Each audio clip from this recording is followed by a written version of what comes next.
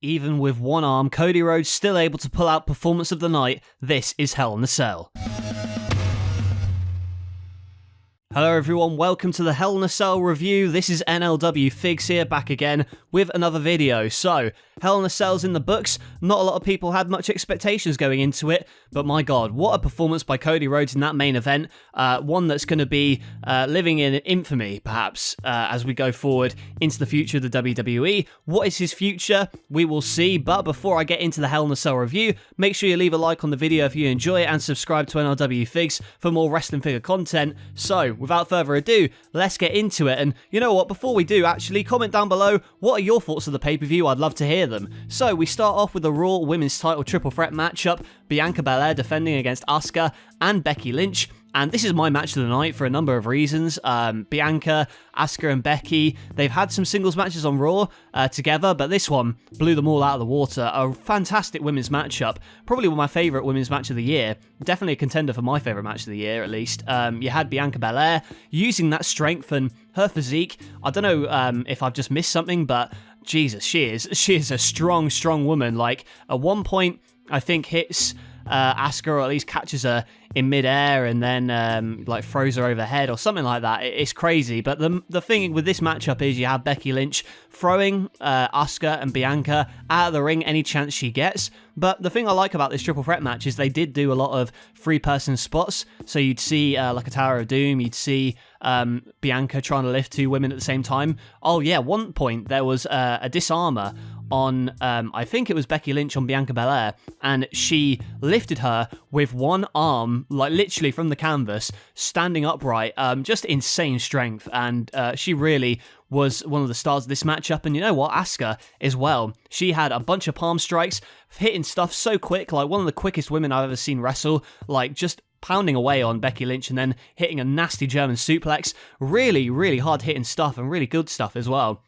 So, you know, we come to the end of the matchup. Becky Lynch has been throwing Asuka and Bianca out of the ring, trying to sneak in a win, and eventually she hits the rock bottom, or the manhandle slam as she calls it, and Bianca Belair gives her a taste of her own medicine, I should say, throwing her out of the ring and winning this matchup. A really fun opener. My favourite match of the night, apart from one other match, which we'll get to later.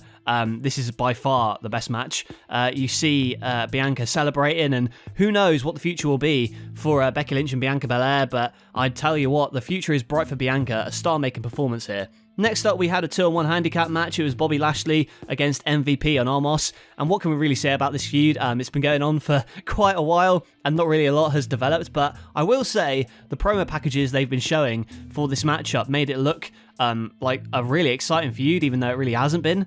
So Bobby Lashley, you know, he's toying around with MVP. Omos comes in, basically destroys Lashley at one point, throws him through, or at least clatters him through the barricade, and then Cedric Alexander comes down, tries to get involved, and ends up helping Bobby Lashley. So, you know, he finally stands up for himself, even though he looks a bit of a geek. So Bobby Lashley picks up the win here against the two men. I'm just hoping they can move on to other things. But the most interesting thing about this matchup was Bobby Lashley holding that replica WWE title, perhaps signaling that he will be the one to challenge Roman Reigns sooner rather than later. So yeah, a nothing match really, just to get over the fact that Lashley is a big, strong, powerful man. Next up, we've got Kevin Owens and Ezekiel. Of course, Kevin Owens, really the highlight of this match is just him berating the crowd, berating Ezekiel, trying to get him to admit that he's Elias, but he will not. At one point, I thought that it was going to end at like 20 seconds in when Ezekiel hits a big knee and an elbow drop, but Owens kicks out, and then the match goes on, and it's just Kevin Owens really beating down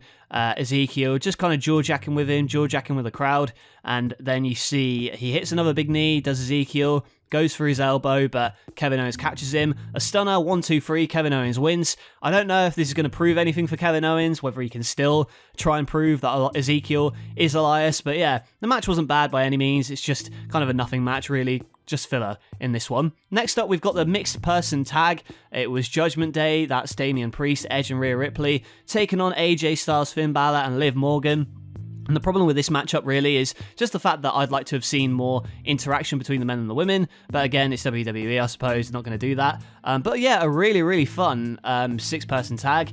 The star of this one, I would say, was Liv Morgan. I think that she's improved leaps and bounds over the years, and at one point early on in the match, AJ lifts her up, leapfrogs her for a Hurricane Rana onto Rhea Ripley. That was cool. Any point that Liv and Rhea are in there, I thought was the highlight of the match, personally. Damian Priest as well seems to be working over Finn Balor a lot. Edge and Finn Balor also have some good sequences. I'm looking forward to seeing if they can have a one-on-one match in the future. I think that would be dope. But yeah, you got the ending sequence where AJ Styles running wild, finally gets the hot tag on Edge. At one point, I think he gets busted open and he's taken out of the match for a while. And then like a triple dive from all three of the people on Team AJ diving onto the Judgment Day. At one point, I would think it was Finn Balor on the top rope. He's looking for the coup de grace. Rhea Ripley's just standing there, and then you got Liv Morgan taking her out of the action, which tries to allow Finn Balor to hit the coup de grace, but Edge with the spear and the win for the Judgment Day. The right result. A fun tag team match as well, although again, I would have liked to have seen more interaction between the men and the women, maybe have some sequences with Rhea Ripley and Finn Balor, for instance, but again, it's just a nitpick. I thought it was a fun tag team matchup. Where Judgment Day go from here, I don't know. Maybe they'll be pushed more into the main event scene now that Cody is seemingly injured for the time being, but we'll see what happens with that. But yeah, really fun tag. Next up, we've got a no-holds-barred match. It's Madcap Moss and Happy Corbin, and yeah, I wasn't feeling this one personally. I think that Happy Corbin in his matches tends to soak up the heat a little bit too much, like it kind of is a bit prolonged for what it is. It went about 10 minutes, but I think it could have been cut to like 6 minutes to really get it over. But you see the crowd are just chanting for tables, and Corbin's not giving it to him, and neither is Madcap Moss, to be fair. I guess that's because they wanted to save him for the main event. At least that's what I was thinking at the time. So Madcap Moss, you know, he's been beaten down, and eventually manages to get back into the contest. Happy Corbin is down. He's got the chair over his neck, and I'm thinking, there's no way he's going to do it. And then he does. He gets the steel stairs, hits them on the neck of Baron Corbin in a really brutal spot for WWE. So Madcap Moss wins the matchup and seemingly wins the feud. So hopefully they can go their separate ways now, because I've not really been digging this feud too much. But again, it's good to see Madcap Moss get the win here. Next up, the United States title match, and I forgot this was on the card personally.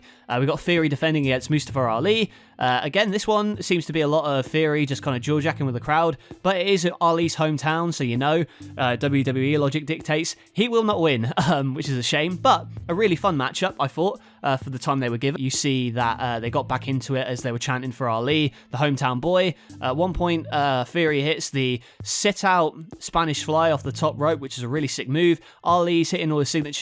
A super kick off the top rope from...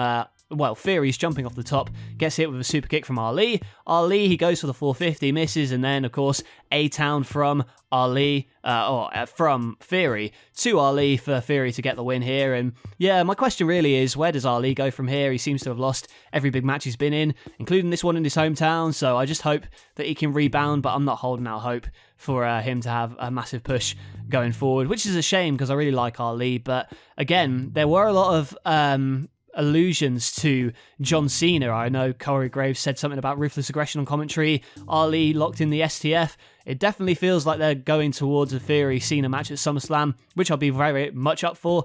But for this matchup, it was fine for what it was. I think Theory was always going to win there. But yeah, fun little match. And now we come on to the main event, the Hell in a Cell, the one that I'm sure everyone wants me to talk about. Looking at my notes here, this went like 25 minutes. Absolutely insane, considering the injury to Cody Rhodes. So, obviously over the weekend we heard that Cody, he was suffering from an injury, like a torn pec, and I thought, oh, that's nasty. I wonder who they're going to take him out and replace him with, but then he shows up and I'm thinking, oh, as he's doing his entrance, at the start at least, I'm thinking, oh, maybe he's not as injured as we heard, maybe it was just rumours, but, you know, he does the one arm with the pose in the entrance, and you're thinking, oh, this guy, maybe he's fine, but then... he slowly removes the jacket and you just see this massive purple bruise across his entire arm and chest. Looked nasty. I think I can compare it to when Triple H tore his pec a couple years ago in Saudi. So, but I don't know, in many ways this is worse because it happened like it was already lingering and a lingering injury. And Cody after the show said, you know, it was my decision to go out, whatever, but... yeah, I'm not going to question his decision to go out there, but all the respect in the world for putting on a really fun Hell in a Cell match. Like, it's got an asterisk next to it because he's got one arm, so you can't really judge it fairly. Like, I'm sure that he would have wanted to have done more. with the circumstances, but that said, they worked around it really, really well. Like Cody with the one-arm jabs at the start, Rollins working over Cody, and also credit to Seth Rollins too, really, for being able to protect Cody as best he could. There were a couple of points here where, you know, Cody, he's having that Singapore cane dug right into that injury, and Seth Rollins is relishing it. He's using all the mind games with the polka dots on his attire and then the weight belt as well, just whipping Cody. Cody, though, he's strong, he's resilient. They get the Texas bull rope out, and they've got kind of a tug of war going on with that, so that's a fun sequence. And it never really felt like this match dragged, personally, to me. I think the flow was really good in this matchup. You had another point where the table was brought in. Seth Rollins goes for the frog splash but misses, crashes through the table. And then Cody, you know, he's hitting all these crossroads, it's not working, and finally hits the pedigree after years, it feels like, of him teasing it. Hits the pedigree on Seth Rollins, but it's not enough. Rollins hits a curb stomp again, that's not enough, and Cody hitting more crossroads again, landing on his shoulder. I think the worst bump for his shoulder was probably that buckle bomb, although it's probably as safe as it could have been, the buckle bomb through the table. You know, they could have used the cage more, but again, the injury, like, again, a big asterisk there. So Cody's hitting all these crossroads, eventually gets the sledgehammer shot to the head of Seth Rollins, and that is enough for Cody Rhodes to win this matchup. A really, really fun main event. I was mortified when I saw Cody Rhodes' injury. It looked nasty as hell, and you could tell he was in pain, but dude, credit to him, man. He went out there, he put on a main event performance, and Cody, one of the best in the game right now, as well as Seth Rollins, to be honest. Like, being able to pull out a performance like that with the injury and the roadblock there is something that I've just got to give my hat off to both of them, like Cody especially, going in there with a torn pec. Dude, he's built different, and honestly, even if the injury wasn't there, it would still be a really, really good main event. So yeah, fantastic way to end the show. So overall, Hell in a Cell, not that bad, honestly. There were a couple of moments in this show where it did drag a little bit, like I wasn't really a fan of the Happy Corbin stuff, I wasn't really a fan of the Bobby Lashley stuff, but all the other stuff was quite fun, like good to great. Like the Judgment Day tag was good, the US title match was good, Kevin Owens versus Ezekiel was fine. The intro as well, the first matchup, my favourite match of the night, the Raw Women's title triple threat, such a fantastic matchup. That's definitely one you should check out, as well as the main event. And speaking of the main event, an absolutely phenomenal showing there for Cody Rhodes to fight through that injury and put on a performance which is going to go down in history, like as one of the best of all time. And also credit to Seth Rollins for being able to craft a matchup around the injury. Was really well done, like the psychology in it was fantastic. So props to both men for that fantastic main event. So yeah, a pretty fun show, honestly. But what did you think of the show? Let me know in the comments below. Did you think that the main event was living up to the hype considering Cody's injury? Let me know in those comments. Be sure to like the video if you enjoyed, and subscribe to NLW Figs for more wrestling figure content. That's it from me. Thank you for watching. I'll catch you guys later.